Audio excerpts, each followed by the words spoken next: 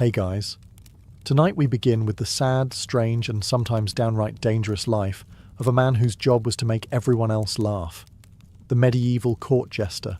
The floppy hat, the bells, the jokes. It all sounds like fun and games, until you realise you were one wrong joke away from the dungeon. So, before you get comfortable, take a moment to like the video and subscribe, but only if you genuinely enjoy what I do here. And let me know in the comments where you're tuning in from, and what time it is for you. It's always fascinating to see who's joining us from around the world. Now, dim the lights, maybe turn on a fan for that soft background hum, and let's ease into tonight's journey together. So, you want to be a court jester? Too bad. No one wants to be a jester. It's not something you train for. It's something that happens to you, like the plague, or being born left-handed in a world of swords. Most jesters didn't start out dreaming of juggling turnips in front of moody aristocrats. They were often chosen, not for their ambition or resume, but because of something unique about them. You might have had a limp, a hunchback, a high-pitched voice. Maybe you were unusually clever, unusually weird, or unusually short. Either way, someone important pointed and said, "That one, he's funny. Let's keep him." Congratulations. Your personality has been conscripted. Sometimes it started with a single joke. You made a noble laugh once at a feast, probably by accident. You slipped in the mud, or mocked a rival baron just loud enough to be heard. The next morning, you're not back in your peasant hut. You're in the castle, being handed a hat with bells and a new job description. Be entertaining forever. Other times, you were purchased. Yes, bought. Lords sometimes collected jesters, like they collected exotic animals or oversized goblets. If you were especially witty or weird-looking, you might get gifted from one court to another like a party favour wrapped in sarcasm. You didn't apply to be a jester. You got chosen the way a chicken gets chosen for the stew pot, suddenly and without consultation. And from that moment on, your life was no longer your own. You were the designated laugh dispenser, dragged out during feasts, summoned during tense political meetings, and paraded like a mascot when foreign diplomats came calling. You couldn't say no, you couldn't walk away.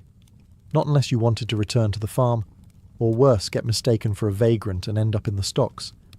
Because in the medieval world, a man without a job, land, or purpose was just asking to be arrested for existing. So yes, in theory, you're an entertainer. But in reality, you're a high-pressure, low-pay, full-time joke machine kept on retainer by people who can have you whipped for bad timing. And that's just how the audition worked. You may not be on stage with a spotlight, but make no mistake. In the medieval court, you're always performing. Being a jester isn't a job you clock into. It's your existence. You eat, sleep, and breathe among nobles, but you're never really one of them. You're their entertainment, their curiosity, their live-in what-if scenario, the court's emotional support oddity. You're not allowed to be invisible. Everyone sees you, and they expect something the moment they do. A joke, a twirl, a clever insult at someone else's expense. You are, in essence, the world's most exhausted novelty act, forever one smirk away from being called boring. Even when you're not officially summoned to perform, you're still being watched. Walking through the great hall, better strut. Passing the Queen's table at supper, better wink or curtsy, ironically. Sitting alone in the corner for 5 seconds. Someone will say, "Why isn't the fool being foolish?" And heaven forbid you show a real human emotion. Sadness. That makes people uncomfortable. Anger. Dangerous. Quiet reflection. Suspicious. If you're not grinning like an idiot while half dancing on one foot, they assume you're planning treason. Worse still, you live in the palace but not like a prince. You sleep somewhere near the kitchens or tucked into a spare closet that used to house brooms. Your quarters are just close enough to hear all the laughter, but never be included in it. You eat what's left over, you wear what's given, you exist as a fixture of fun, not a person. And if someone important is bored or irritable, guess who gets summoned to fix it? You. If a nobleman's hunting party failed, if the wine cellar ran dry, if the king's favourite dog coughed weird. Someone is coming to knock on your door at midnight with, "Do something amusing." You are not allowed to be. You are only allowed to entertain. Which means the line between your true self and your persona gets so blurry, you forget who you were before the bells and jokes and forced smiles. In the medieval court, you don't just wear the costume, you are the costume. And trust me, the show never ends. Being a jester sounds fun, until you realise you're required to be funny constantly. You don't get to be off. You don't get quiet days. You don't get to have moods. Your entire identity is expected to be one endless laugh track, no matter what else is going on in the world, or your own life. Your job description? Be hilarious on demand, even if the Duke just buried his third wife, even if the kingdom is at war, even if you woke up with a toothache and crushed morale. Doesn't matter. You're still expected to juggle, tell a pun, or fall flat on your face with grace. No pressure, right? And don't even think about reusing jokes. These are nobles, after all. They want fresh entertainment. That witty poem you worked on for a week? Great. Now do 12 more before lunch. And while you're at it, impersonate 3 courtiers. Write a satire of the bishop's sermon and pretend to trip on a goose. Now. And if you bomb, you're not just getting a bad Yelp review, you're getting jeered, slapped, possibly pelted with chicken bones. Or worse, replaced. Medieval courts didn't have HR departments. If you failed to amuse the wrong person on the wrong day, your next gig might involve cleaning chamber pots or digging your own grave. And remember, you're the only one in the room not allowed to be serious. Everyone else can cry, rage, pray, scheme, or fall apart. You juggle through the tension. You laugh through royal tantrums. You dance around political intrigue with a stupid hat on your head and a forced smile on your face. And you can't say, "I'm not feeling it today." Feelings are irrelevant. Your entire value depends on how many chuckles you can wring from people who think sarcasm is foreplay and cruelty is wit. So yes, being the funny one sounds great in theory.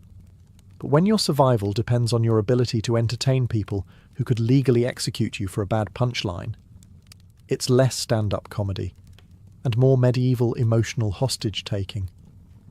In a medieval court, the line between funny and offensive is razor-thin, and you're expected to tiptoe across it blindfolded, juggling insults.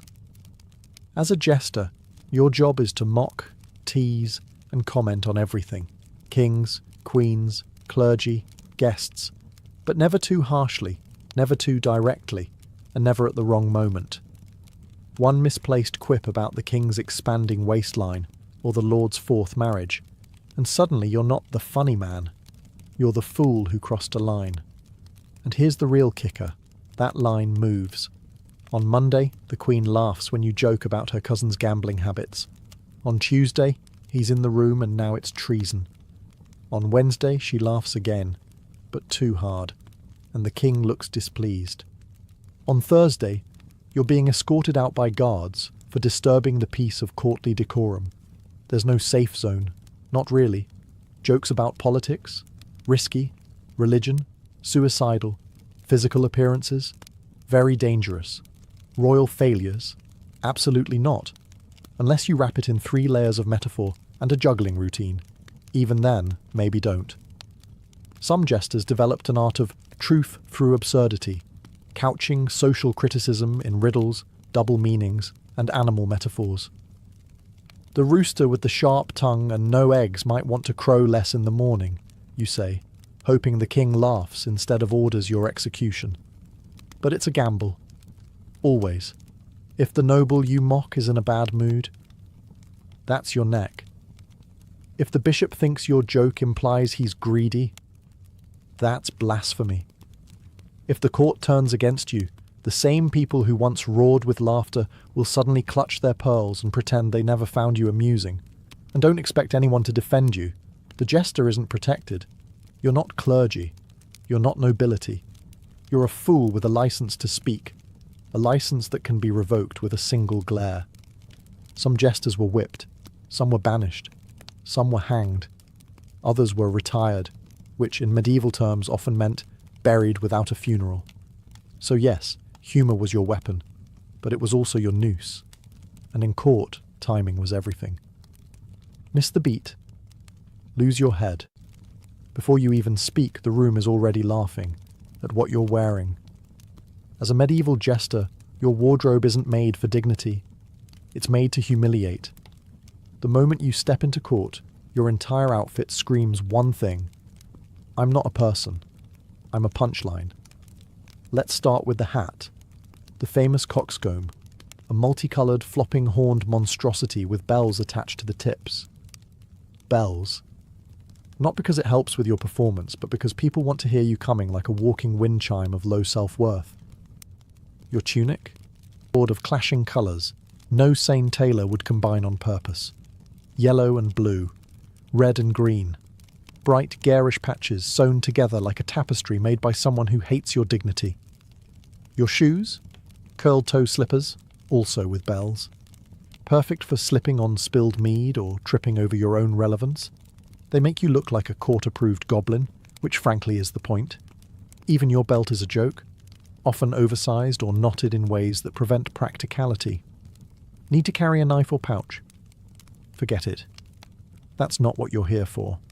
You're here to jiggle, dance and fall on your face in a glorified mascot uniform. And while nobles wear velvet, silk, fur and gold thread embroidery, your clothes are made from the cheapest scraps of wool and linen. If it's itchy, heavy or stained, perfect. The worse it feels, the better it looks. The audience must always remember you're beneath them. Now imagine wearing this to every feast, every wedding, every royal negotiation. There's no variation, no wardrobe change, no formal jester wear. You are visually ridiculous 24/7. Even when you're dead serious, you look like a colouring book exploded on your body. And don't expect compliments. People don't say, "Nice hat." They say, "Try not to trip over your bells today, fool." Or worse, they tug your sleeve just to hear you jingle like a holiday decoration with abandonment issues. So yes, your clothes might be iconic, but they're also a uniform of humiliation. A reminder that even when your words are sharp, your outfit must be dull-witted enough to reassure the powerful that you're never truly a threat. Just an echo in a funny hat. You sleep under the same roof as dukes, barons and kings. But make no mistake, you're not one of them. You're part of the furniture, like a tapestry that makes noise. Your room, if you're lucky enough to have one, is a glorified storage closet tucked behind the kitchens or near the servants' quarters. A space just far enough to remind you you're not important, and just close enough to be dragged out at a moment's notice for a midnight joke or awkward wedding toast. At meals, you don't sit with the nobles. You stand near them, close enough to overhear gossip, be insulted mid-bite, or have a piece of chicken flung at your head in jest. You might be allowed to eat from the same platters, but always last, after the nobles, the priests, the dog, and occasionally the stable boy. And yet, you hear everything. Affairs, plots, murmured insults, the truth behind marriages and treaties. You are the unwanted ear in the room, the one nobody stops talking around, because in their minds, you're too lowly to matter. You're harmless, a fool. But that doesn't stop you from knowing everything, and sometimes that knowledge keeps you alive, or gets you killed. The irony is cruel. You live among nobility, you know their secrets, you share their meals, but socially, you're stranded. The nobles won't befriend you. The servants won't trust you. You're too high for one world, too low for the other. Your presence is tolerated, but not respected. You're allowed into spaces peasants never see, but only so long as you're amusing. You're patted on the head like a performing animal, not welcomed like a guest. If you speak too plainly or ask for something real, a favour, protection, respect, you're reminded immediately. Know your place, fool. You are, quite literally, a resident outsider. You can mimic the court, mock the lords, entertain the ladies, but you'll never inherit land, marry into nobility, or wear a sword for honour. Your future is as fixed as your bells.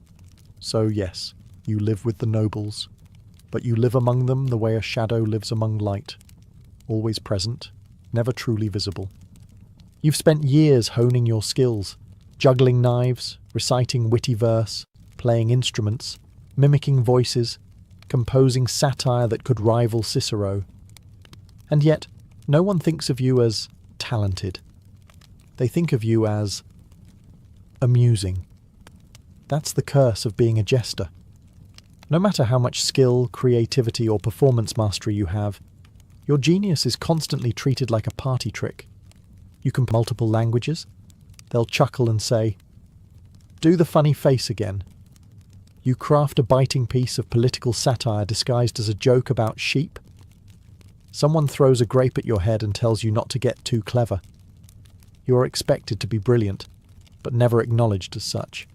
If a noble sings a song, everyone applauds. If you sing better, the room goes silent.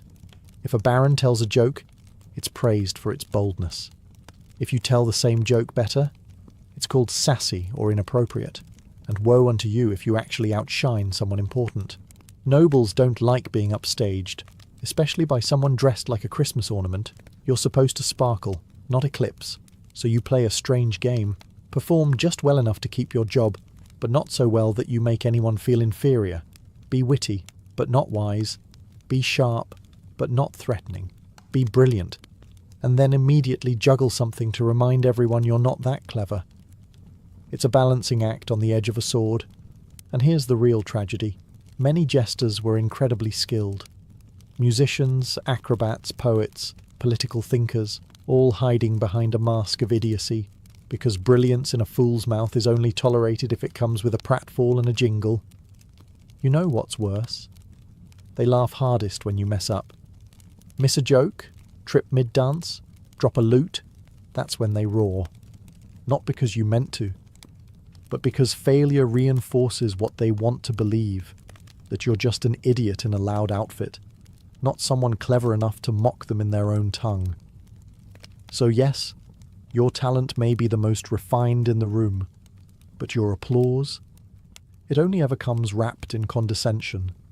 Feasts in a medieval court are grand, glistening roasts, overflowing wine goblets, minstrels plucking away in the background. It's a festival of excess. And you're the main course of humiliation. From the moment guests arrive, nobles are eyeing you like a toy they can poke for laughs. Do a trick, fool. Tell a joke. Imitate Lord Wensley and his lazy eye. You perform, not because you want to, but because the mood of 100 powerful drunken nobles depends on your ability to not take offence while being publicly mocked, grabbed, teased, and possibly slapped. You don't sit at the table. You orbit it like a bright, jingly satellite of shame. You move from group to group like a courtly Roomba, cleaning up awkward silences with a clever line or a badly timed handstand. You are always available, but never invited. And when the wine starts flowing heavily, that's when things turn. Suddenly your performance becomes a game for everyone else. Someone pulls your hat down over your eyes. Another demands a pig impression. Someone else throws a leg bone at you and laughs when you flinch. Because here's the thing. You're not just entertainment. You're a social punching bag. A safety valve for the elite. Nobles can't insult each other, but they can insult you. And they do. Constantly. They mock your clothes, your voice, your background, your worth. Not because they hate you, but because you're convenient. Because laughing at the jester makes everyone feel smarter, richer, and safer. You're the joke that keeps the system in balance. You smile, you take it. You keep the laughter going, because the alternative is silence. And in the medieval court, silence is dangerous. Silence means tension. Silence means attention shifts. And you do not want the spotlight to land on someone more important than you, and find you unfunny in the process. So yes, you're at every feast. But you're not celebrated. You're consumed, like the bread and wine, swallowed and forgotten by the time the goblets are cleared. And when everyone goes to bed full and satisfied, you go back to your closet-sized room with bruised ribs and a sore smile. By day, you're a jester, flinging jokes, juggling apples, and taking verbal punches like a trained clown in a velvet cage. But by night, you're a weapon. The crown might laugh at your tumbling act, but they know your real value isn't in your slapstick. It's in your ears.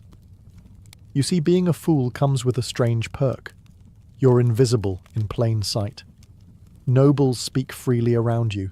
Servants forget you're there. Guests vent their frustrations while you pour their wine. You drift from corner to corner like furniture with feet, catching everything. You hear confessions that weren't meant to be heard. Treason whispered between cousins.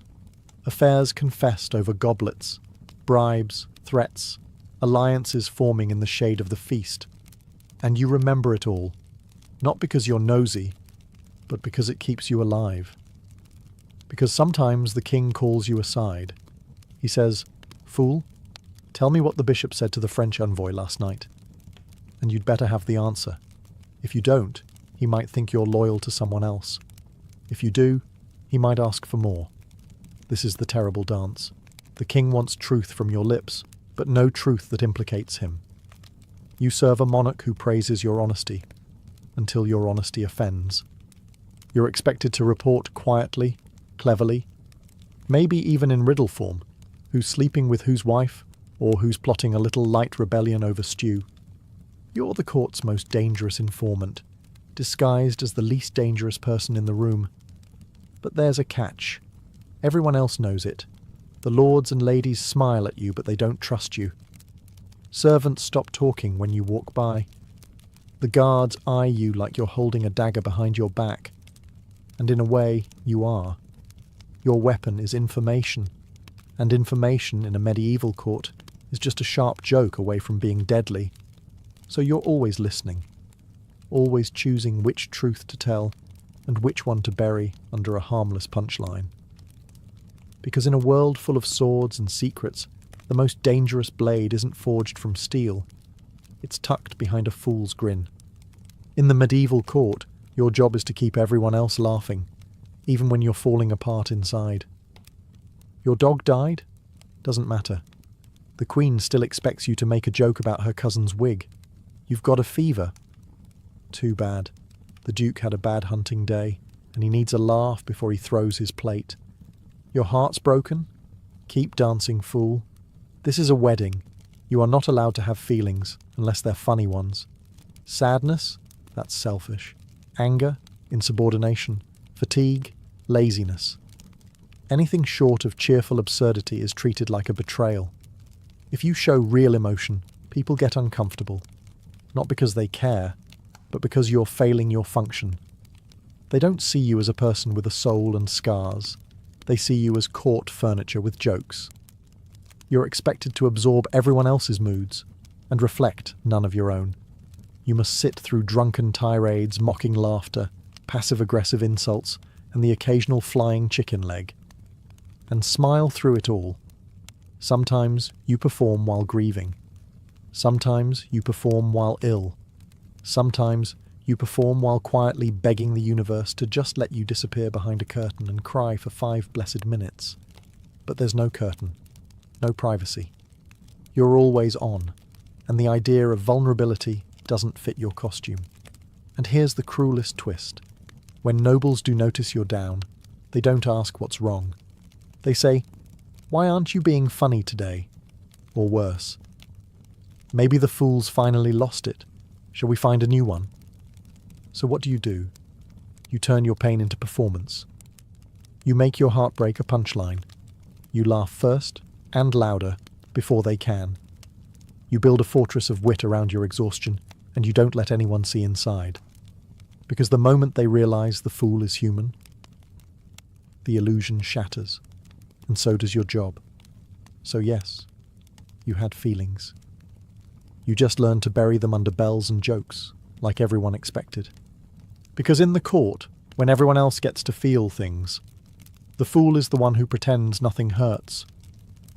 Medieval kings were not known for emotional stability.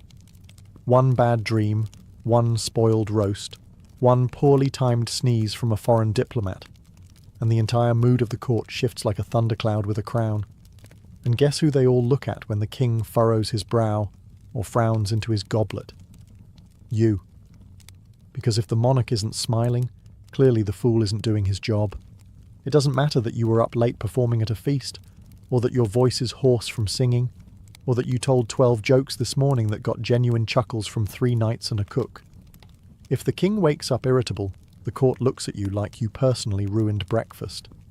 You're not just the jester. You're the court's emotional insurance policy. Did a trade negotiation fail? The king's advisors mutter, "Perhaps the fool didn't lighten the tension enough." Did the queen scowl during mass? Maybe the jester made a joke in poor taste. Did the king stub his toe on a chamber pot? Has the fool been leaving things about again? Sometimes it's subtle. A snide comment, a disapproving glare. Other times it's direct. "Entertain me, fool. I'm in a foul mood, and your head's in the balance." And they're not kidding. You're one ill-timed silence away from being demoted to stable cleaner or worse, executed for being unfunny. And even when it's not your fault, it becomes your burden. You must fix the mood, patch the tension, make the royal toddler laugh so no one notices the king just broke a goblet over the steward's head. You become a human emotional thermostat, adjusting yourself endlessly so everyone else stays warm and content. But here's the thing. No one ever thanks you. If the king's mood improves, it's because his wine was strong. If he laughs, it's because someone told him a joke earlier, not you. If he doesn't laugh, you're at fault. Either way, you lose. So yes, in a court of paranoia and politics, you, the jester, are somehow both irrelevant and responsible for the mood of the most powerful man in the kingdom. And if he doesn't laugh, you'd better start praying. You may live in the castle, wear bells on your hat and share jokes with kings. But make no mistake, you are not free. In fact, you're more trapped than most. Because being a medieval court jester isn't just a job. It's an identity that consumes you. Once you're labelled the fool, that's it. There's no promotion, no career change, no, "I'd like to try something different." You're a lifelong performer, whether you want to be or not. It doesn't matter if you're aging, tired, or sick. You don't get to retire.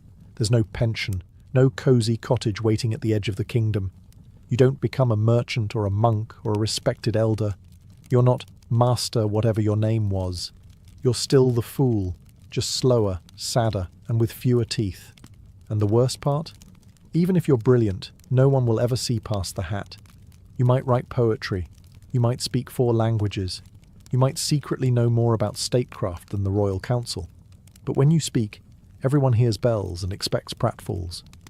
You could warn of war and be ignored, but if you slip on a turnip, they'll laugh for hours. You've become a costume with a voice. And try leaving? Good luck. You're not trained in a trade. You own no land. You have no connections outside the castle walls. If you wander into a town, you're not seen as that sharp-witted court performer. You're just a strange, poorly dressed man babbling about dukes and drama, probably mistaken for a madman or vagrant. And if you do leave, and somehow survive, what then? You'll miss meals. You'll be forgotten. And sooner or later, some lesser noble will say, "Bring back the old fool. He made us laugh." And just like that, you're dragged back in, because you're not a man. You're an object that people remember when they're bored. So you stay. You perform. You laugh at your own pain, because the alternative is terrifying. Because once you're the fool, you stay the fool. Forever. Here's the strange thing about being a fool. In a room full of nobles, bishops, and knights, you might be the only one allowed to speak the truth. Everyone else in court speaks in riddles. Diplomats flatter, courtiers scheme, servants lie to survive. But you? You've got one strange, dangerous privilege. You can say what others can't. You can mock a policy the king refuses to reconsider. You can whisper jokes that call out corruption. You can impersonate the baron who's clearly embezzling grain, or the duchess with a suspiciously close friendship to the bishop's nephew. And somehow, get away with it. But let's be clear. Getting away with it doesn't mean you're safe. It means you're walking a high wire strung between comedy and execution. The court laughs because they're pretending it's just a joke. But you know the truth. It's never just a joke. That jest about the war, that's a political opinion in disguise.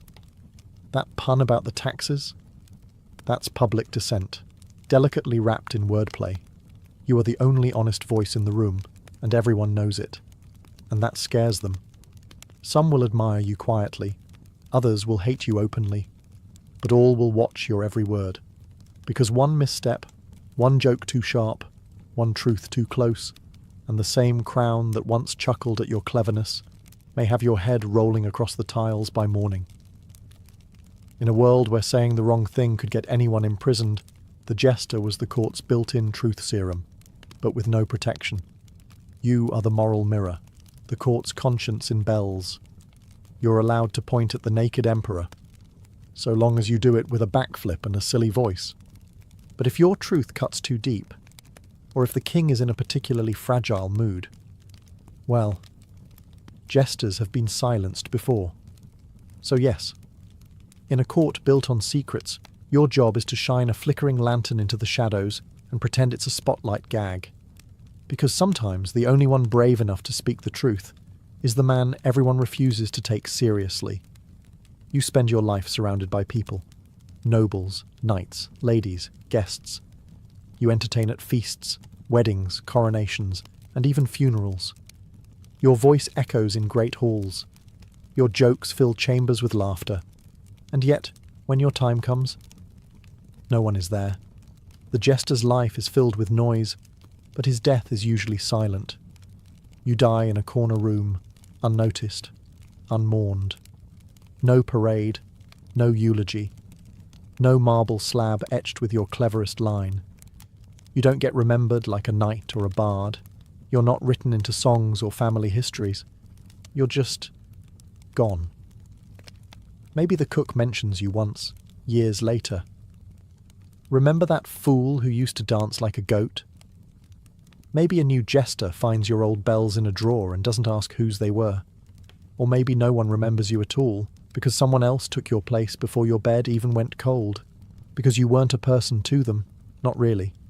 You were a sound, a colour, a flicker of amusement, replaceable, disposable, and the very thing that made you valuable, your ability to disappear behind a joke, is the same thing that ensures you're forgotten.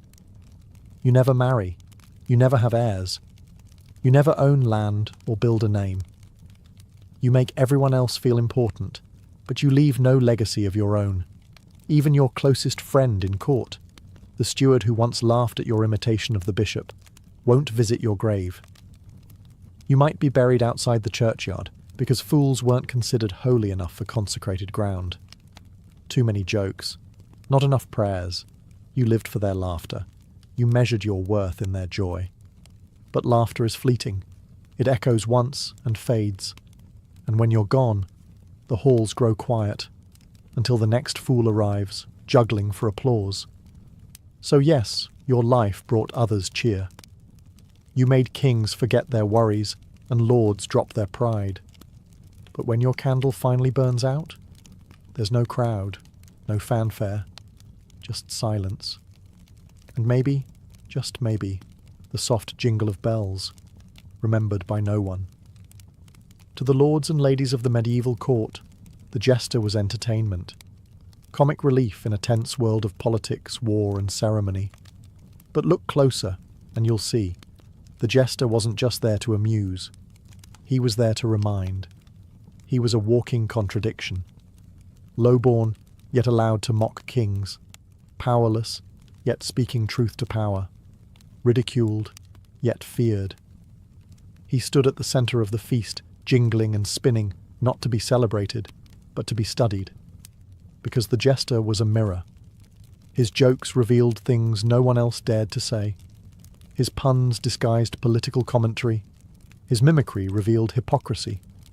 And every time he made the room laugh, he also made it squirm. Because somewhere in the slapstick, there was always a sliver of truth. The fool was safe to laugh at, until he wasn't.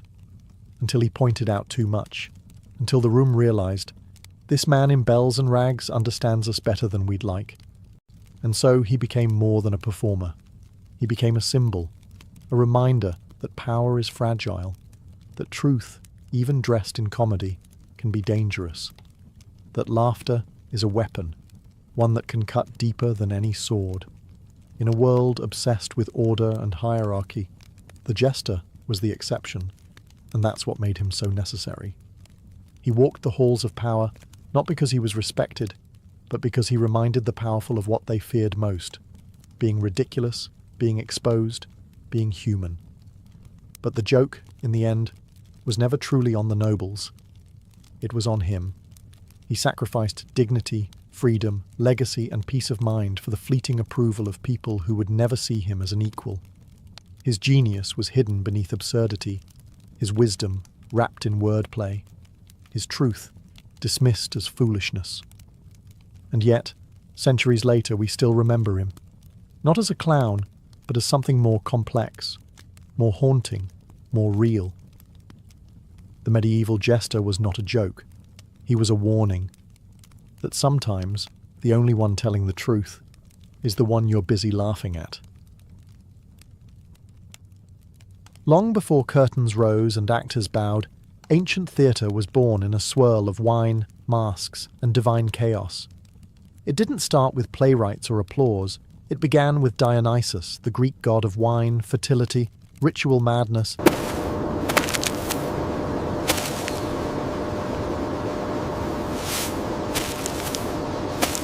and performance. In 6th century BCE Athens, theatre wasn't just culture, it was cult. The earliest dramas emerged during the City Dionysia, a spring festival honouring the god himself. Citizens flooded the city in celebration. Livestock were sacrificed. Wine flowed like rivers. And in the midst of this revelry, something miraculous happened. People started acting, not pretending, but becoming, taking on voices not their own, dancing in frenzied circles, chanting choruses that blurred the line between prayer and performance. The centerpiece, a dithyramb, a wild hymn-like chant performed by a chorus of up to 50 men, moving in rhythm, faces masked, eyes aflame with ecstasy. These weren't actors as we know them. They were vessels, mediums, each voice a drop in the divine pool of Dionysian energy. Then came a man named Thespis. Legend says Thespis stepped out from the chorus around 534 BCE and spoke as a character, rather than as part of a group. Just like that, the concept of an actor was born. That's why we still call performers thespians today. Imagine it, one man, alone on stage, claiming to be someone else. It must have felt like blasphemy, or magic. The Greeks were hooked. What began as sacred ritual started evolving into structured performance. Playwrights like Aeschylus and Sophocles would soon refine it further, adding a second and third actor, introducing dialogue, plot, and the idea of dramatic conflict.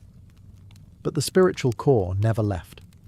These early performances took place in massive open-air theatres carved into hillsides, most famously the Theatre of Dionysus in Athens.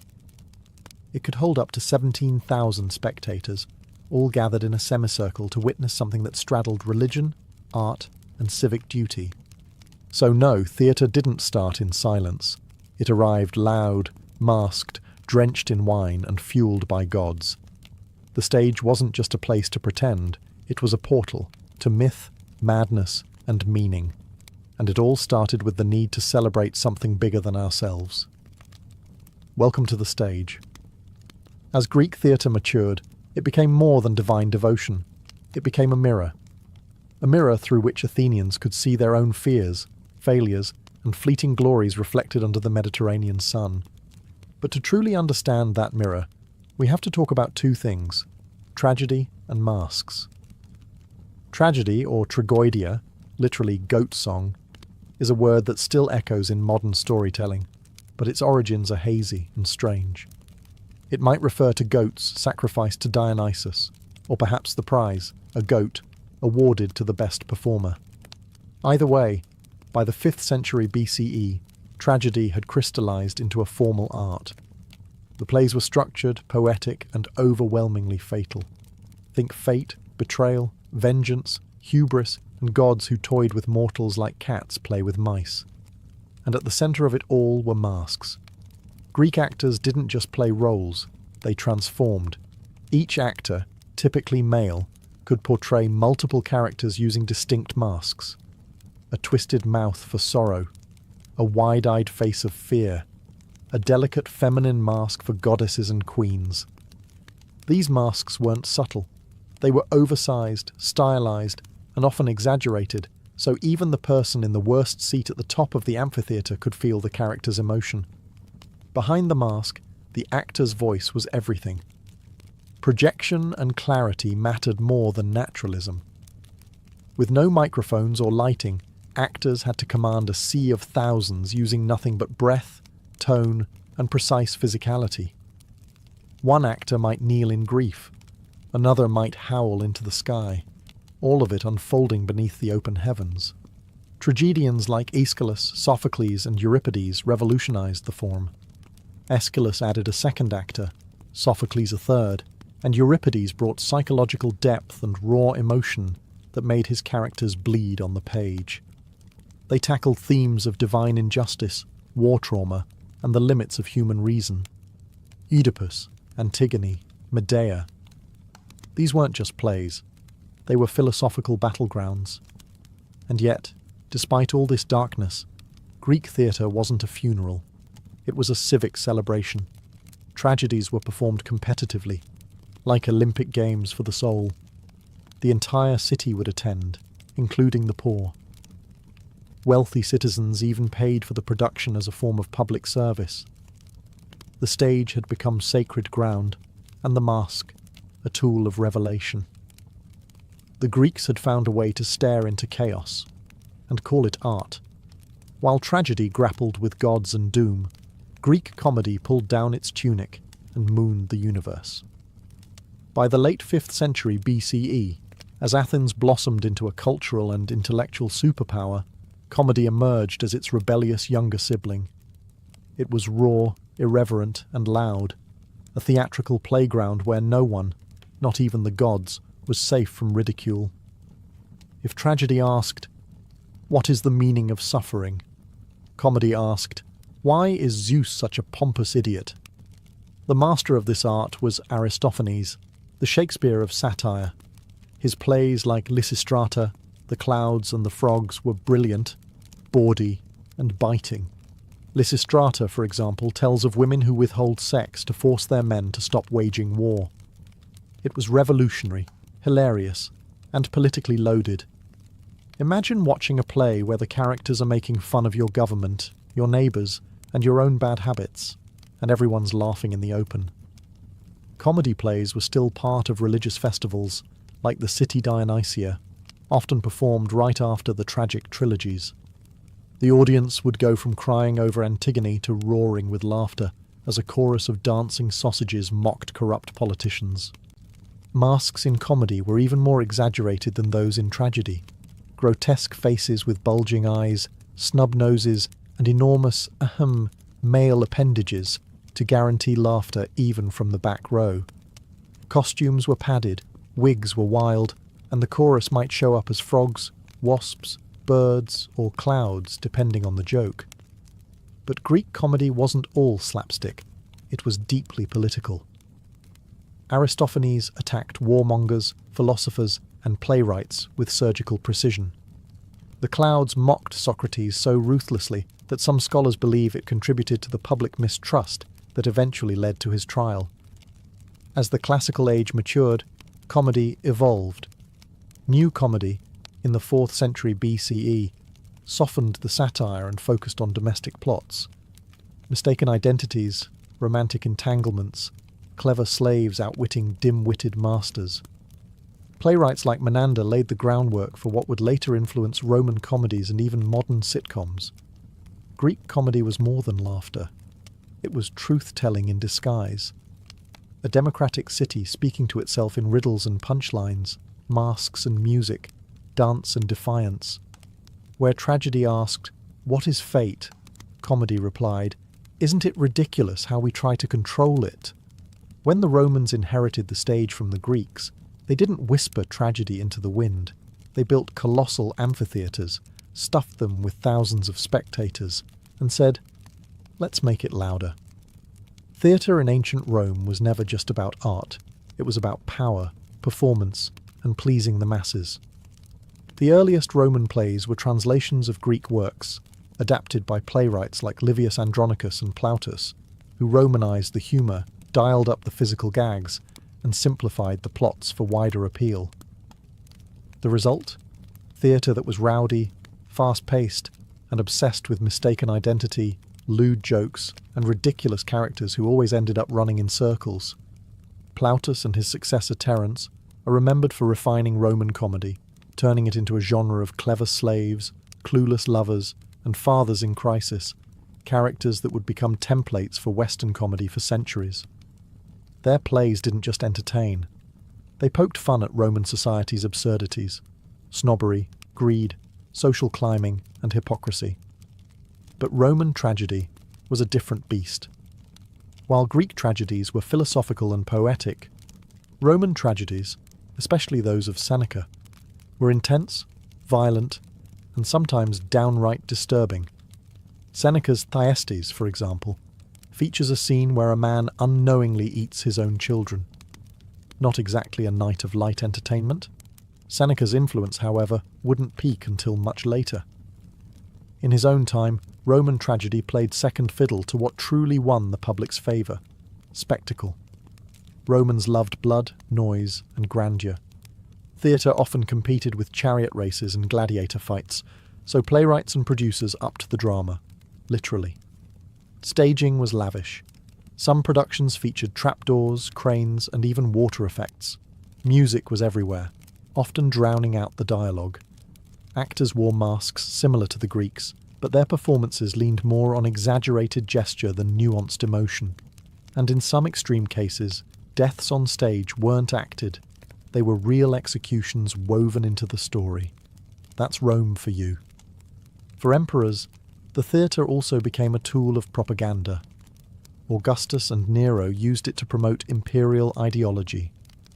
Nero, in fact, fancied himself an actor and forced audiences to sit through his endless performances, or risk execution for walking out. In Rome, the stage was a battleground for attention, glory, and influence. Less sacred than Greek theatre, but far more sensational. It was no longer about catharsis. It was about control. Far from the marble stages of Greece and the booming arenas of Rome, a different form of theatre blossomed in ancient India, one that was rich in spirituality, philosophy, and refined aesthetics. Indian theatre wasn't born in festivals of wine, but in the quiet depths of sacred texts and oral tradition. Its foundation lies in the Natya Shastra, an ancient Sanskrit treatise on drama attributed to the sage Bharata, dated somewhere between 200 BCE and 200 CE. This wasn't just a manual on performance, it was a cosmic blueprint. According to the text, theatre was created by the gods as a divine offering to humanity, a way to educate, entertain, and uplift the soul. The Natya Shastra outlines everything: stage construction, character types, gestures, facial expressions, music, and even the psychological effects of drama. It emphasizes rasa, the emotional essence evoked in the audience. Whether it's Shringara, romantic love, Karuna, compassion, or Raudra, fury, each play aimed to stir the soul and guide it toward enlightenment. Performances were elaborate, yet disciplined. Actors trained for years in voice, movement, and mudras, codified hand gestures used to express meaning without words. Dialogue was often sung or chanted, and stories came from epic texts like the Mahabharata and Ramayana, weaving together mythology, morality, and magic. One of the earliest known playwrights was Kalidasa, whose drama Shakuntala still stands as a masterpiece of world literature. His works weren't just popular, they were revered. Audiences expected to be moved emotionally and spiritually. They came not just for a story, but for a refined experience of being. Theatre in India was inclusive in an entirely different sense. While elite courts often sponsored performances, folk traditions also flourished. Sanskrit theatre existed alongside regional village drama, puppet theatre, and dance drama forms like Kathakali and Yakshagana, each with its own rules, costumes, and musical rhythms. Unlike in Rome, where the goal was spectacle, or in Greece, where the aim was civic reflection, Indian theatre sought to harmonize, to balance emotion, intellect, and spirit. It was both performance and prayer, art and dharma. In this world of silks, incense, and layered symbol, the actor wasn't just an entertainer. They were a spiritual vessel, bridging myth and reality, embodying the timeless stories that made sense of life and death. In ancient China, theatre didn't erupt into existence. It unfolded, like a delicate fan, over centuries of music, dance, and ritual. Before there were scripts and actors, there were shamans, court performers, and sacred ceremonies blending movement with meaning. Chinese theatrical roots stretch back over 3,000 years to the Zhou dynasty, when masked dances known as nuo were performed to ward off evil spirits. These weren't for laughs, they were solemn, spiritual affairs. Over time, these rituals evolved, absorbing elements of storytelling, mime, and music. By the Tang dynasty, 7th–10th centuries CE, a true theatrical form was taking shape, one that balanced aesthetics, discipline, and philosophy. The Tang court, under Emperor Xuanzong, even established the Pear Garden, the first known royal acting academy. Actors trained in voice, dance, acrobatics, and gesture. It's no wonder that performers in traditional Chinese theatre are still called children of the Pear Garden today. But it was during the Yuan dynasty, 13th–14th century, that Chinese drama truly bloomed. Under Mongol rule, Confucian censorship loosened, and popular entertainment surged. Zhaju, a genre of poetic drama, rose in prominence. It featured structured arias, comic interludes, and strong female leads, sometimes played by actual women, a rarity in global theatre history. Enter Guan Hanqing, a Yuan playwright often compared to Shakespeare. His works, like The Injustice to toBe, were packed with emotional depth, social critique, and lyrical beauty. They told stories of unjust rulers, moral dilemmas, and tragic heroines, with performances relying on symbolic gesture, stylized movement, and minimal scenery. The audience was expected to read the body as much as hear the words. From these roots came Chinese opera, a rich and dazzling tradition that fully emerged by the Ming and Qing dynasties. The most famous form, Peking opera, or Jingju, crystallized in the 18th century. With ornate costumes, color-coded makeup, martial arts, and piercing falsetto voices, it turned performance into a ritualized visual language. Each movement, raising a sleeve, tilting the head, was loaded with meaning. The stage was almost bare, yet your imagination filled it with mountains, palaces, and battlefields. And unlike Western theatre, Chinese opera didn't aim for realism, it aimed for essence. Chinese theatre didn't just tell stories, it transmitted values, preserved history, and expressed a worldview where heaven, earth, and humanity danced in quiet harmony. In Japan, theatre emerged not with clamour or excess, but with stillness, subtlety, and sacred restraint. Among the world's oldest surviving theatrical forms, No is unlike anything that came before or after. Born in the 14th century, No was less a performance for the masses and more a ritual for the refined soul, a whisper of drama in a world obsessed with noise. No traces its lineage to Dengaku and Sarugaku, folk dances, Buddhist chants, and comic sketches that entertained both commoners and monks. But in the 1300s, a father-son duo changed everything. Kanami and his son Xiami elevated No into a structured, poetic, and deeply symbolic art form. Xiami, a performer, writer, and theorist, gave No its heart. His treatises laid down a philosophy of beauty rooted in Yugen, a kind of mysterious grace or profound subtlety. In No, less wasn't just more, it was everything. Each performance blends music, dance, poetry, and drama into a single fluid expression. Actors move slowly, deliberately, often appearing more like statues than performers. Dialogue is sung or chanted, accompanied by a small ensemble of flute and drums. There is no illusion of realism. Instead, the experience is dreamlike, more like witnessing a ghost story told from within the ghost. And speaking of ghosts, many No plays are literally about spirits. Dead warriors, lost lovers, mad women, and wandering monks are frequent characters. These are not action-packed stories, but meditations on memory, loss, and longing. The main actor, or shite, typically wears a carved wooden mask, frozen in an expression that shifts subtly with the angle of the head or light. These masks are sacred objects, not props. No's stage is minimal, just a bare wooden platform with a painted pine tree backdrop. Yet this simplicity is deceptive. Every element, from the shuffle of the actor's feet to the rustle of silk robes, is choreographed to evoke the spiritual beneath the surface. Time seems to slow. The mundane dissolves. Supported and patronized by the samurai class, No became an aristocratic art. It wasn't made for cheering crowds. It was for introspection, for connection to something eternal. Even today, performances remain largely unchanged from 600 years ago. In No, the stage becomes a threshold between worlds.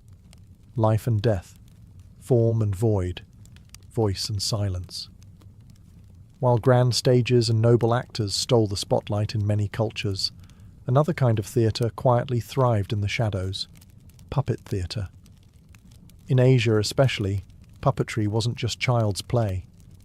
It was a powerful medium for myth, morality, and memory, where the inanimate whispered truths the living dared not say. In Indonesia, particularly Java and Bali, the ancient art of wayang kulit, shadow puppetry, emerged as a sacred tradition. Thin, flat puppets made from buffalo hide were intricately carved and painted, then held behind a white screen with a flickering oil lamp.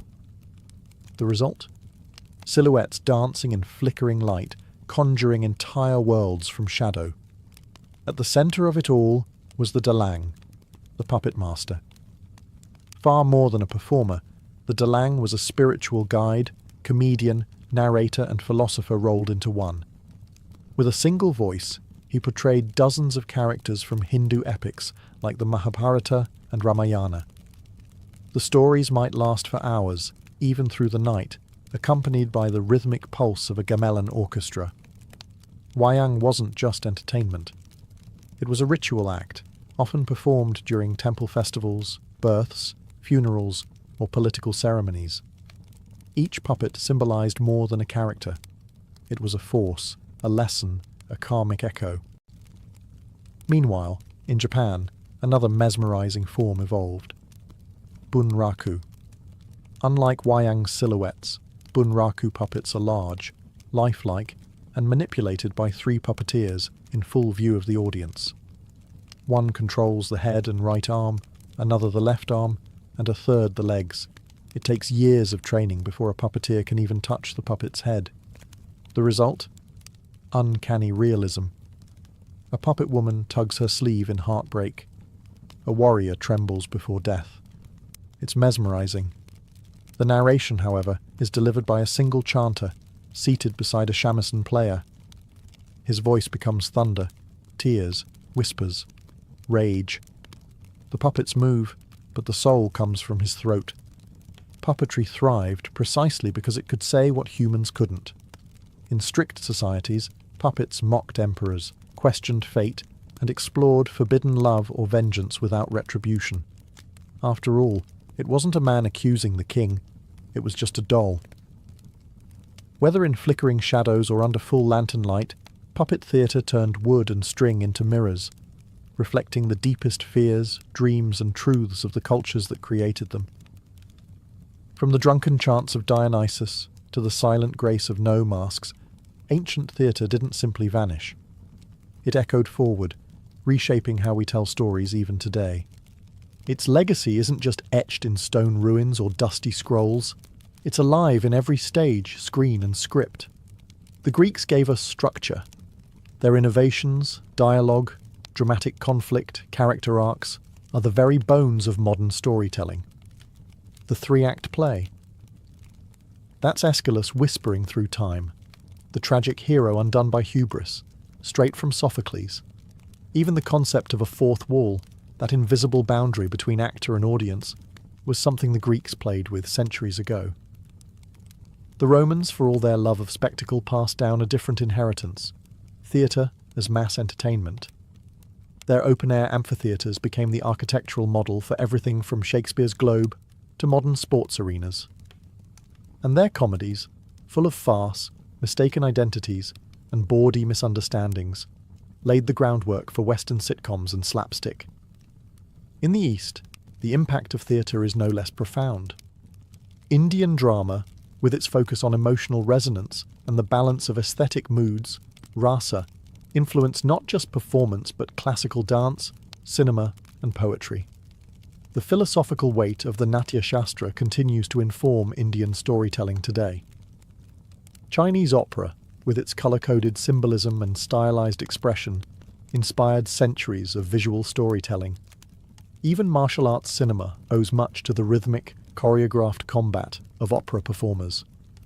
Meanwhile, Japan's no and bunraku remain living traditions, still performed, still revered, their minimalism influencing modern directors like Kurosawa and even Western experimental theatre. And the puppets? They've multiplied. From shadow plays in Southeast Asia to digital avatars on TikTok, the idea of animating the inanimate remains irresistible. Puppetry's ability to distill emotion into pure gesture has influenced everything from children's television to avant-garde performance art.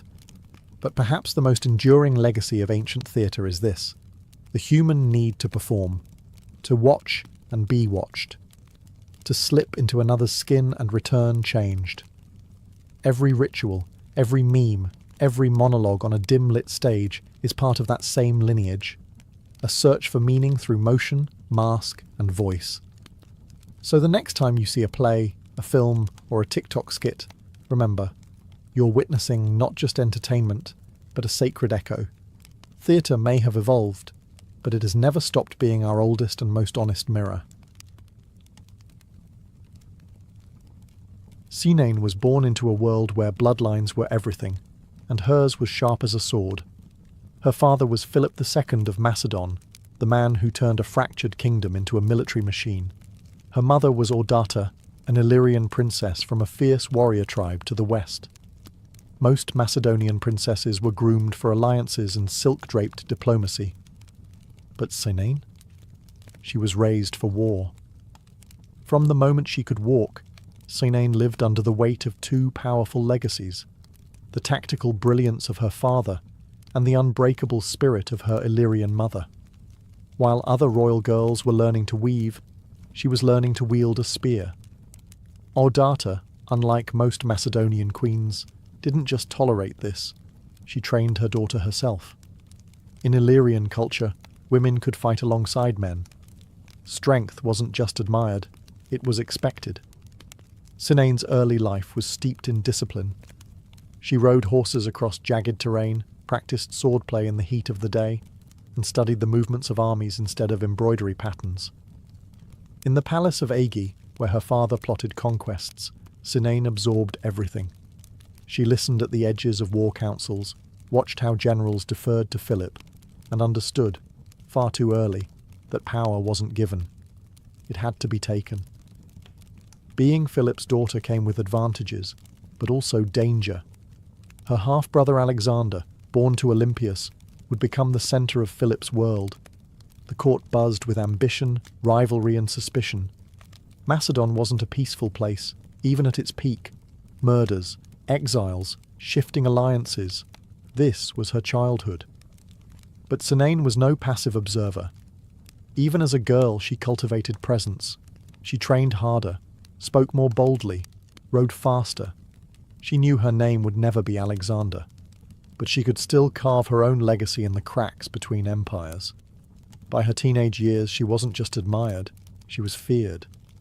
Not only for her royal blood, but for her refusal to fit the mould of a royal woman. She wasn't a pawn, she was a blade. Serene was born in a palace, raised on horseback, and baptized in steel. She wasn't meant to survive in a man's world, she was meant to conquer it. To be born royal in Macedon was to be born into a game of strategy, but to be born the half-sister of Alexander the Great, that was a life spent balancing on a dagger's edge. Serene and Alexander shared the same father, Philip II, but different mothers. His mother, Olympias, was infamous for her ambition and ruthlessness. Hers, or Data, was Illyrian royalty, tough as the mountain tribes she hailed from. From childhood, Serene knew she would never be the heir. That title had already been handed to Alexander, the golden boy with the lion's mane and the philosopher's tutor. The court adored him, the generals feared him, and the world one day would kneel before him. But Serene didn't kneel. As Alexander grew into the legend we now remember, Serene carved a quieter, sharper path. While he rode into Persia, she remained in Macedon, observing how empires functioned from within. She saw how alliances shifted like sand dunes, how one wrong word could end a dynasty. She learned the real battlefield wasn't always fought with swords. Sometimes it was fought in whispers. Still, she was no cloistered noblewoman. Serene's reputation as a warrior began to circulate. Rumours of her military prowess, her ability to ride, fight and lead, echoed in the corridors of power. She may not have crossed deserts or stormed cities like Alexander, but she was no less dangerous. She had something he never did: silence. Serene didn't need the world to watch her. She needed them to underestimate her. But in a kingdom obsessed with lineage and legitimacy, blood was currency, and Serene had plenty of it. She was not only the daughter of Philip, but the sister of the king, and her Illyrian bloodline connected her to another branch of warriors. She could unite kingdoms, or break them. She didn't challenge Alexander, not directly. There was no battle between them. But she was a constant reminder that power didn't belong only to men. Her presence, her lineage, and her skill were threats. Quiet ones, but threats nonetheless. And when Alexander marched east to chase immortality, Serene stayed behind, watching the gears of empire turn. Waiting, studying. Because even the greatest shadow can't cover everything. Not forever. Serene wasn't content with being a figure of quiet potential. She made herself legend through action. While Alexander built his empire abroad, Serene found her own battlefield at home. And unlike many royal women of her time, she didn't just lead from behind a curtain. She rode in armour, led troops, and fought on horseback like a Macedonian general. Her most famous moment came when she led a military campaign into Illyria, the very land of her mother. It wasn't just a symbolic march. Serene actively commanded troops, organised strategy, and fought in combat. In a time when even noblemen often avoided the front lines, a royal woman charging into battle was both shocking and awe-inspiring. And it wasn't just for show. She emerged victorious. That campaign wasn't just a flex of military skill, it was a declaration. Serene was staking a claim. She wasn't merely a noblewoman with a sharp mind. She was a trained warrior who had proven herself on the field, bloodied and unbroken. Her Illyrian blood had not thinned in the halls of Macedonian diplomacy. It had sharpened. By winning that campaign, Serene did something extraordinary. She carved out a sphere of influence independent of her brother's colossal shadow. Alexander might have ruled eastward, but Serene was building something of her own in the west. Respect, loyalty, and a reputation not tied to anyone else's name. But power is never comfortable in the hands of a woman, especially a woman who doesn't ask permission. Back in Macedon, the court murmured. Alexander, too occupied with conquering Persia and Egypt, did not interfere. But his absence created a fragile vacuum, and Serene knew exactly how dangerous that space could become. She wasn't just a warrior for her own sake. She had a plan that reached beyond herself. She was a mother now, and she intended to pass on her power. So, while men wrote history in their own image, Serene prepared for the next move. She had tasted command. stained her armour in real combat, and won not by birthright but by merit. She was no mere royal. She was a commander, and she was just getting started. For all her victories and warrior spirit, Sinane's most audacious move was not made with a sword, but with a daughter. Her child, Adea, was born of her marriage to Amyntas Forfa, a man who himself had royal blood but little political strength. Their union was strategic, a way for Sinane to connect her bloodline deeper into the royal web. But Amyntas was soon dead, likely a victim of Philip II's relentless housecleaning. Sinane, however, survived. More than that, she saw opportunity in the ashes. She began raising Adea not as a passive princess, but as a future queen. From the very beginning, Adea was trained with the same fire Sinane had received as a girl. This wasn't a child being groomed for a decorative marriage. This was a young woman being sharpened like a blade. Sinane personally oversaw her education, rhetoric, leadership, martial training, and most importantly, politics. It wasn't just about legacy. Sinane had watched the world unravel in Alexander's absence. The court was divided, the generals restless, and succession uncertain. Alexander had no legitimate heir. His empire was vast but fragile. The question of who would rule once he died wasn't just theoretical. It was a ticking bomb. Sinane had a plan. Her daughter would marry Aridaeus, Alexander's half-brother, who was considered next in line despite his intellectual disability. If Adea became his wife, and Sinane her advisor, they would have real influence over the Macedonian throne. This was more than ambition. It was survival. The empire was splintering. Power was being hoarded by generals and regents. Sinane saw that only through Adea could she continue to shape the future. She wasn't just trying to put her daughter on the throne. She was trying to protect Macedon from itself. But this was not a world kind to women who made moves like kings. Whispers turned to threats.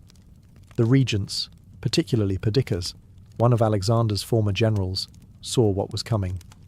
A warrior mother raising a queen with a claim to the throne was too dangerous. Sinane, ever bold, prepared to travel with Adea to ensure the marriage happened. She was ready for resistance, but not the betrayal that awaited her on the road. She had trained her daughter for the throne. Now she would pay the price for it. Sinane knew exactly what she was doing when she set out for Asia with her daughter. This was not a diplomatic visit. This was a political maneuver, the kind that could change the shape of an empire. Adea, young but regal, was to be married to King Aridaeus. That union would tie Sinane's bloodline directly to the throne, and give her a front-row seat to the regency of Alexander's fractured empire. But the men in power saw it differently. To Perdiccas, the ambitious general serving as regent, Sinane was not a royal matron. She was a threat, a woman with her own army, her own agenda, and, worse still, public support. Soldiers admired her. Macedonians respected her. Her daughter had the blood of Philip, the charisma of a queen, and the backing of one of the last true heirs. Perdiccas couldn't risk it. As Sinane and Adea crossed into Asia Minor, they were intercepted by forces under Alcetus, Perdiccas's own brother. The moment was tense, the outcome chillingly swift. Sinane, unarmed but unshaken, stood her ground. Some sources say she demanded to see the king. Others suggest she attempted to rally the soldiers against the regents right there on the spot. But it was too late. The order had already been given. Sinane was assassinated, likely by Alcetus himself, or under his command. On the road, far from court, far from justice. She died not in battle, but by betrayal, stabbed not for her crimes, but for her ambition. What happened next shocked even hardened Macedonian veterans. The very soldiers who witnessed her murder reportedly rebelled. Sinane, after all, was the daughter of Philip II, a war hero in her own right. Killing a woman of her stature wasn't just a crime, it was sacrilege. So intense was the backlash that Perdiccas was forced to backtrack. In a stunning reversal, he allowed Adea to marry Aridaeus after all. But the cost had been steep. Macedon had lost one of its most capable minds and most dangerous women, not to enemies, but to its own fears. Serene died with her armor off, but her strategy lived on. Her daughter was now queen. The next move was no longer hers, but it would still bear her name. Serene's death was supposed to end the threat, but instead it lit a fire.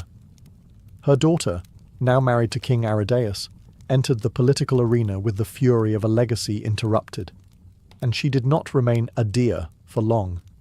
In a powerful move, she changed her name to Eurydice, a name echoing queens of the Argead dynasty. It wasn't just a rebranding, it was a declaration of legitimacy. Queen Eurydice now stood beside the King of Macedon, not a puppet, not a consort, but a partner in rule.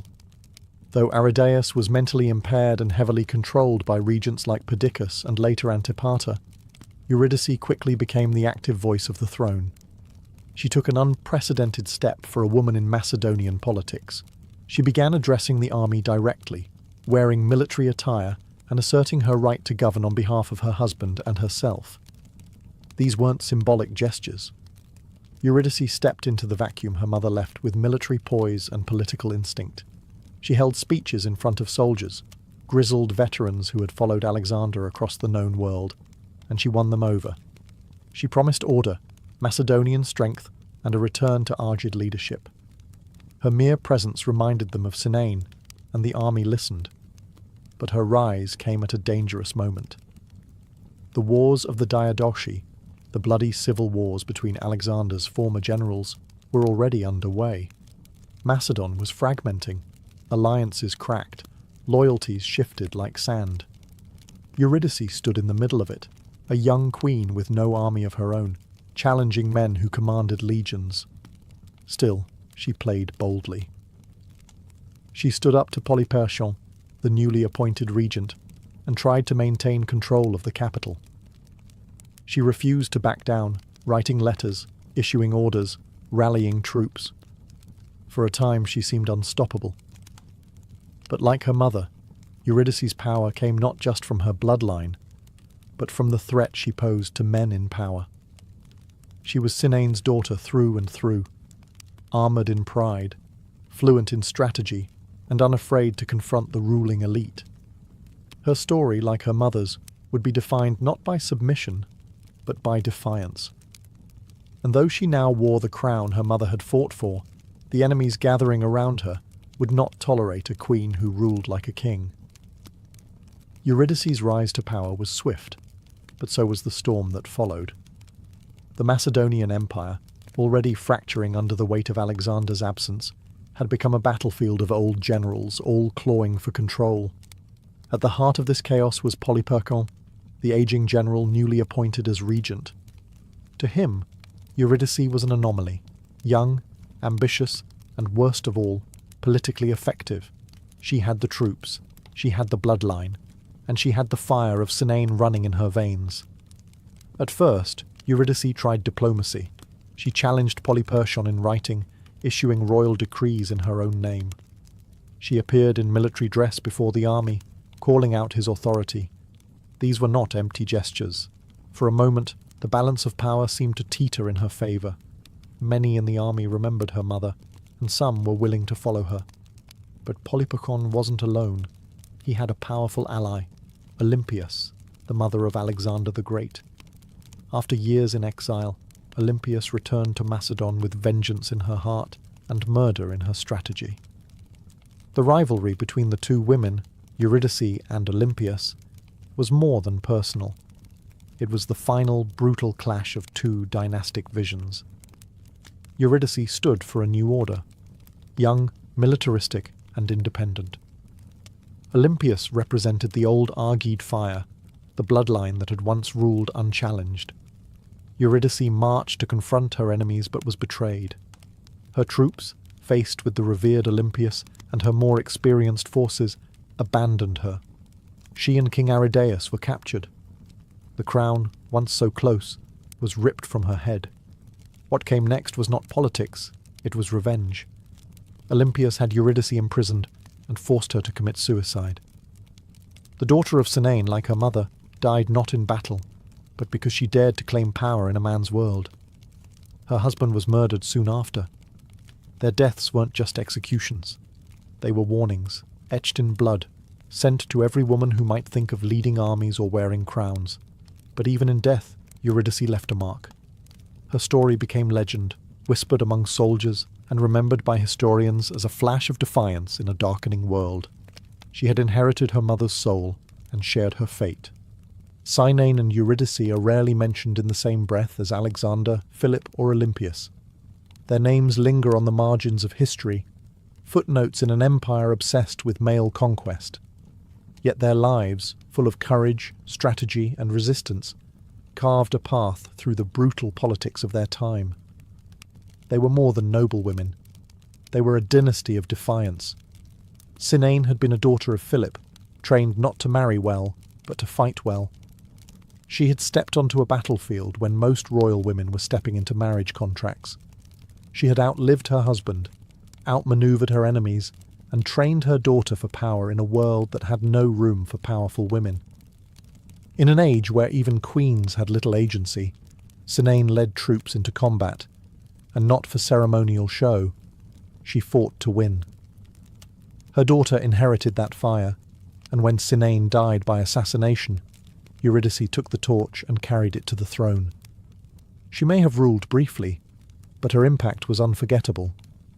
In front of assembled soldiers, Eurydice stood in full military dress and addressed them as commander. She wasn't a pawn. She wasn't waiting to be chosen. She chose herself, and that's what made them dangerous. The men who killed them weren't only defending political control. They were defending a system, a world where women could inspire loyalty but not lead armies, could bear heirs but not rule empires.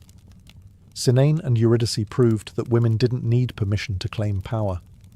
They only needed opportunity. What's extraordinary is how close they came to succeeding.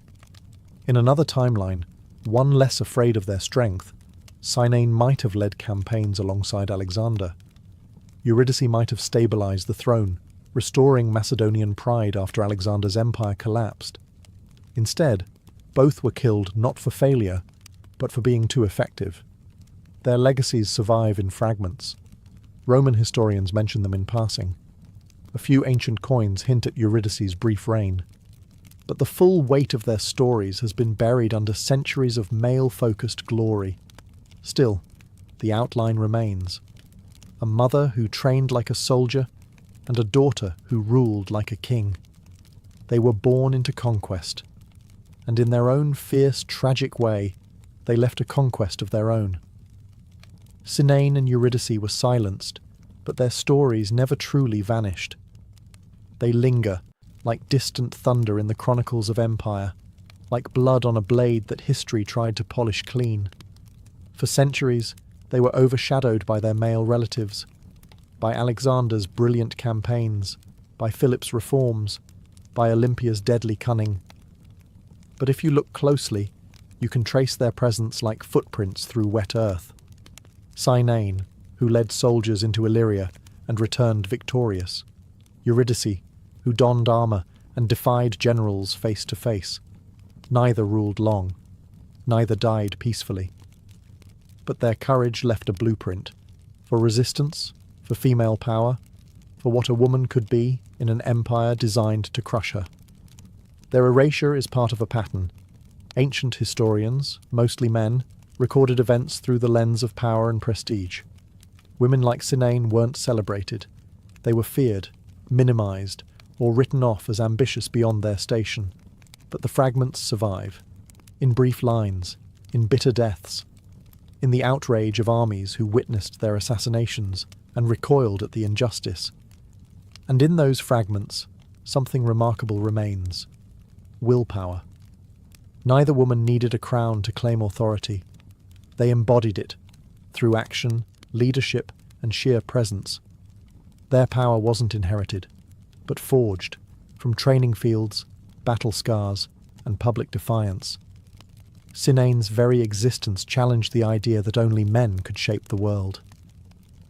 Eurydice proved a woman could wear royal regalia and speak to warriors without trembling. Even today, their names raise questions. What might have changed had they lived longer? Could Macedon have held together under Eurydice's rule? Could Serene have been the war leader Macedon needed after Alexander's death? We'll never know, but the possibility itself is a legacy. Modern scholars are beginning to rediscover them, pulling their stories from the dust of forgotten scrolls. Not as side characters, but as protagonists of their own brutal, brilliant narratives. Cynae and Eurydice didn't survive their world, but they disrupted it. And for that they echo, not as ghosts of empire, but as reminders of what power looks like when it refuses to beg for permission. Their crowns were stolen, their stories almost erased, but their fire still burns, even if history tried to bury the ashes. Before there were belts, masters, or cinematic legends, martial arts began in the silence between survival and the sacred. Across early civilizations, the act of fighting wasn't just practical, it was ritualistic. It was how communities trained their bodies, protected their borders, and shaped their spirits. The earliest martial arts didn't emerge from sport. They grew out of necessity. Long before writing, people were already grappling, striking, and weapon training. But over time, simple survival turned into something deeper. Combat became a discipline, a code, a path toward mastery, not just of the body, but of the self. Take ancient hunters, for example. Their movements, lunges, thrusts, evasions, became the foundation of martial patterns. Each hunt was a rehearsal for war, and every war demanded a stronger, smarter, more synchronized warrior. But when weapons were laid down, the movements remained. They were practiced again and again, until they became ritual, a kind of physical language that could be passed down across generations. Across the world, this pattern repeated. In the Indus Valley, carved seals from over 4,000 years ago show figures in stances eerily similar to those in modern martial arts. In Africa, tribal wrestling formed the basis of coming-of-age ceremonies. In Mesopotamia and Egypt, soldiers trained in organized formations, but also honed personal combat styles, ones involving hand-to-hand strikes and grappling holds.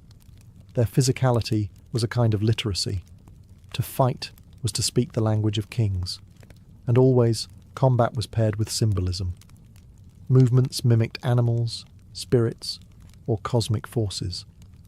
A strike wasn't just a blow, it was the embodiment of a myth. A sequence of motions could mirror a battle between gods, or serve as a prayer for protection. Martial practice became ceremonial, integrated into festivals, funerals, and religious rites. Even in death, warriors were honoured for their form. Ancient tombs contain weapons carefully placed beside skeletons, not as tools, but as symbols of identity. The sword wasn't just something you carried, it was who you were. So in these ancient worlds, martial arts weren't side activities. They were essential rites, a merging of the physical, the mental, and the divine. It wasn't about fighting, it was about becoming. In the misty palm-covered hills of southern India lies the ancient birthplace of what many believe to be the world's oldest martial art, Kalaripayattu. Born in the region of Kerala, this system dates back over 3,000 years, and possibly more, emerging from a civilization where combat, medicine, and spiritual practice were deeply intertwined. The word Kalari refers to a training ground, and Payattu means to fight or practice.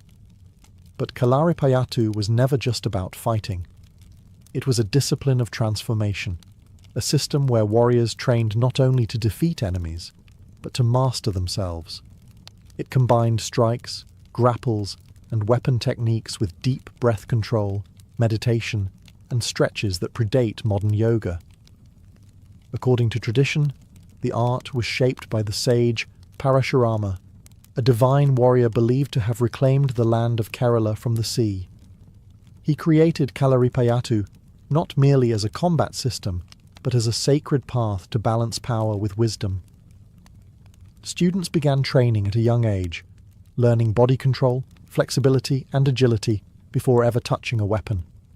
The training grounds or Kalaris, were considered sacred spaces. Entering the Kalari was a ritual. Students bowed to the earth, the gods, and their master. Lessons began with Mepayatu, the body conditioning sequences. These were fluid, almost dance-like routines meant to awaken every muscle, tendon, and joint. The movements drew from nature, the strikes of the snake, the grace of the peacock, the ferocity of the lion.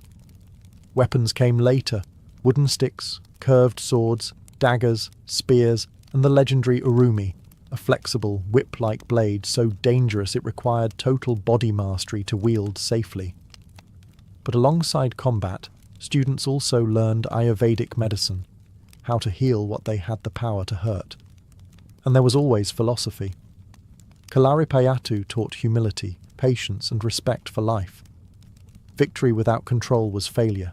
Power without compassion was chaos. When foreign invaders arrived, first the Portuguese, later the British, Kalaripayattu was suppressed. But it never died. It went underground, passed on in whispers and footwork, hidden in dance and disguised as healing. Today, it still survives, not just as a martial art, but as a living link to one of humanity's earliest visions of what it means to be both a warrior and a sage. To most of the world, the phrase martial arts brings to mind one word: kung fu. But in China, kung fu, gong fu, doesn't just mean fighting. It means mastery earned through effort, whether in calligraphy, cooking, or combat. And nowhere is that spirit more fully embodied than in the ancient martial traditions rooted in the temples, mountains, and battlefields of early China. The origins of Chinese martial arts stretch back over 4,000 years. Ancient military texts from the Zhou dynasty describe hand-to-hand combat drills, weapon techniques, and battlefield formations. But the true heart of Kung Fu emerged where philosophy met motion, in the silence of the monasteries. The most famous origin story begins in the Shaolin Temple, a Buddhist sanctuary nestled in the Song Mountains. Legend says that in the 5th century CE, a monk named Bodhidharma, who travelled from India, introduced meditative practices that would evolve into Shaolin Kung Fu. He noticed that the monks, weakened from long hours of seated meditation, needed physical conditioning to balance the spirit. So he taught them forms, fluid movements that mimicked animals, synchronized breath, and sharpened awareness. Over centuries, these forms became complex martial systems, each with its own rhythm, philosophy, and purpose. Tiger style for strength, crane for grace, snake for fluidity. Every motion was a metaphor for a principle: attack with speed, defend with emptiness, strike with inner stillness. Shaolin monks weren't just fighters, they were spiritual athletes. They believed that to master combat, you must first conquer the self. This wasn't about brute strength, it was about internal power. The idea of qi, life energy, was central. Movements weren't random. They were vessels for circulating qi, balancing yin and yang, aligning body with cosmos. Kung Fu also branched beyond Shaolin. Taoist monks in the Wudang Mountains developed their own soft flowing styles, like Tai Chi, which emphasized harmony, breath, and the redirection of force. These styles prioritized energy control over impact, showing that martial power could come from yielding, not clashing. Throughout dynastic wars, cultural revolutions, and modernization, Kung Fu endured, not just as combat training, but as a living philosophy. It taught ethics, restraint, and discipline, to fight without anger, to win without arrogance. Because in China, the true enemy was never just an opponent. It was imbalance within. In the dust of ancient Greek arenas, under the blazing sun of Olympia, there was a martial art so raw and so complete, it made even seasoned hoplites flinch. It was called pankration, a word that means all powers, or total strength. And it wasn't just a sport, it was warfare stripped of weapons and placed at the feet of the gods. Pankration first entered the Olympic Games in 648 BCE, and almost immediately it became legendary. A blend of wrestling and striking, this was full contact combat at its most primal. Competitors punched, kicked, grappled, choked, and broke bones. The only two rules? No biting. No eye gouging. Everything else was fair game. But pancration wasn't chaos. It was discipline. Fighters trained in strategy and control, not wild brutality. They studied the mechanics of the human body, where to strike, how to pivot, when to lock a joint or crush the windpipe. They trained relentlessly in the palestra, where gymnastic conditioning met hand-to-hand tactics. Pancratiasts were admired not just for strength, but for technique and mental toughness. And the art wasn't confined to the games. Greek soldiers practiced pancration for the battlefield. It was part of the warrior's toolkit. If your spear broke, your shield splintered, and your sword fell, you fought with pancration.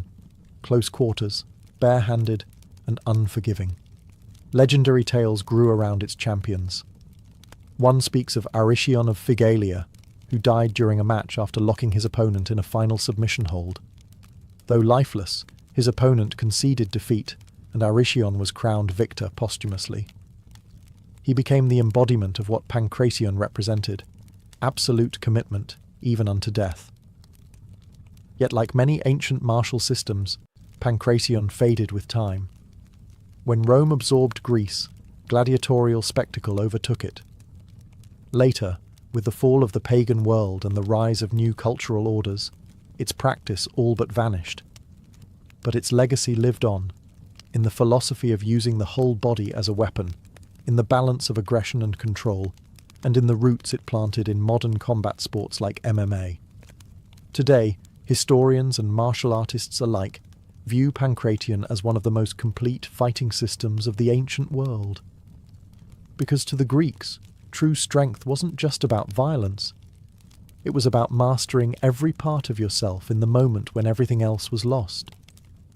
When we think of ancient Egypt, we think of pyramids, pharaohs, and gods with animal heads. But beneath the golden mask of Tutankhamun and the shadow of the Sphinx was a militarized civilization where martial skill wasn't just a soldier's tool, it was a path to honor and status. Egypt's earliest records of martial arts appear not in text, but in art. On the walls of tombs in Beni Hassan, dating back to around 2000 BCE, there are over 400 depictions of grappling techniques, throws, locks, and stances. These images, striking in detail, show that Egyptian warriors trained in unarmed combat with surprising sophistication. Wrestling was not a pastime, it was a national passion. Young nobles trained in martial disciplines from an early age. Combat was seen as both physical excellence and spiritual preparation. The soldier wasn't just a fighter. He was a protector of Mayat, the divine balance of the world. To train the body was to prepare to defend that cosmic order. But Egypt's martial tradition extended far beyond wrestling. Warriors were schooled in stick fighting, known today in its modern descendant as toBe. This elegant yet fierce art involved rhythmic movements with a long staff, often performed to drums. Though it evolved into a ceremonial dance over the centuries, its roots were deeply martial, used by guards, soldiers, and royal bodyguards. Weapons training included archery, spears, daggers, and battle axes, but close-quarters combat was no less important. Egyptian warriors had to be versatile. In chariot warfare, for instance, soldiers were trained to shoot with deadly precision while racing at full speed, an ancient form of mobile martial art that demanded nerves of steel and unbreakable focus. Even in myth, martial prowess mattered.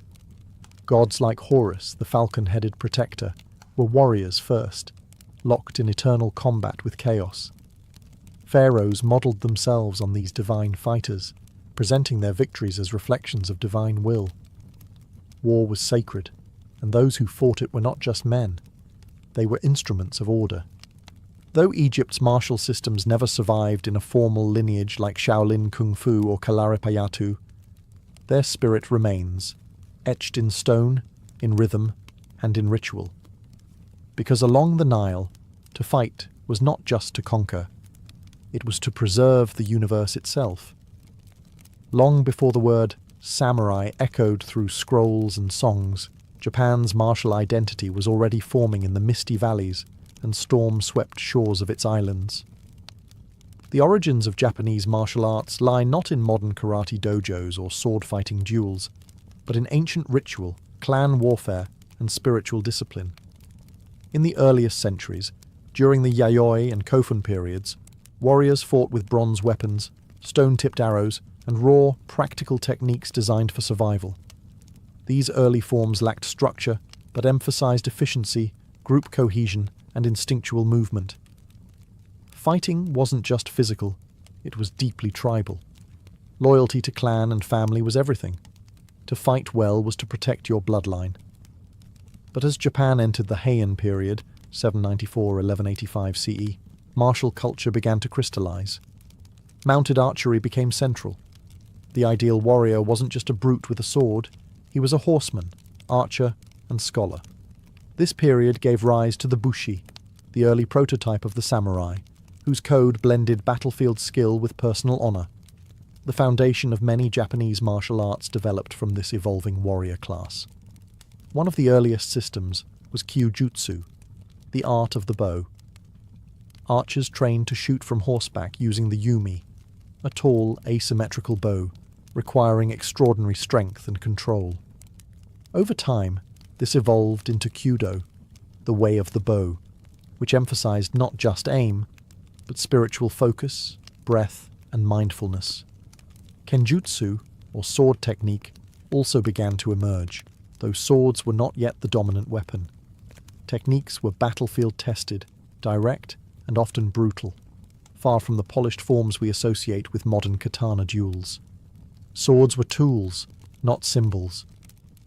Yet within the folds of these techniques, a code of conduct was growing. By the time of the Kamakura period, this code evolved into what we now know as Bushido, the way of the warrior. Honor, loyalty, self-discipline, and inner peace became as vital as victory. Martial training became not just preparation for war, but a moral path. Swordsmanship, archery, and later hand-to-hand combat systems like jujutsu were practiced as both physical arts and spiritual exercises. In early Japan, to fight was to follow a path of balance between life and death, technique and heart, body and soul. And the warrior wasn't just expected to win, he was expected to die well. When we talk about the origins of martial arts, Africa is too often left out of the conversation. But across this vast and diverse continent, ancient cultures developed powerful, sophisticated, and deeply rooted martial traditions, systems shaped by survival, spirituality, and ceremony.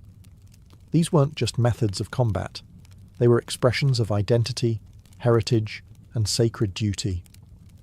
One of the most enduring African martial practices is dambe, the ancient combat sport of the Hausa people in West Africa.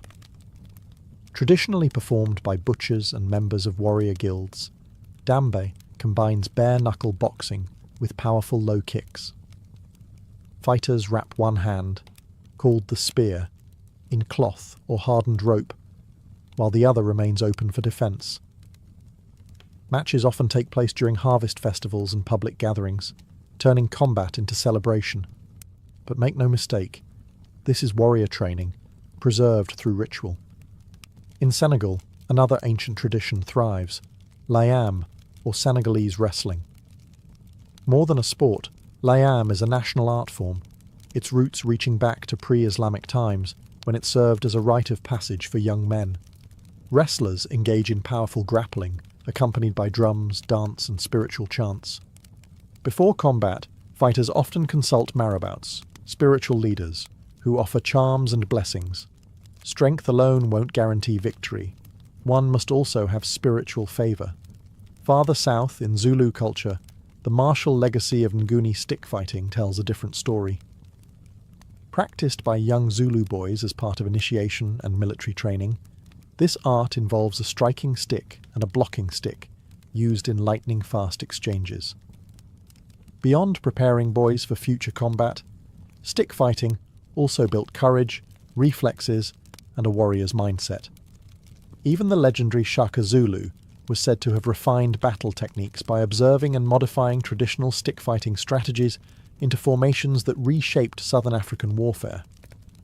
In Ethiopia, historical paintings and manuscripts depict soldiers using spears, shields, and short swords in tightly organized formations, sometimes accompanied by wrestling traditions that emphasized throws and body control, skills necessary in both battle and ritual.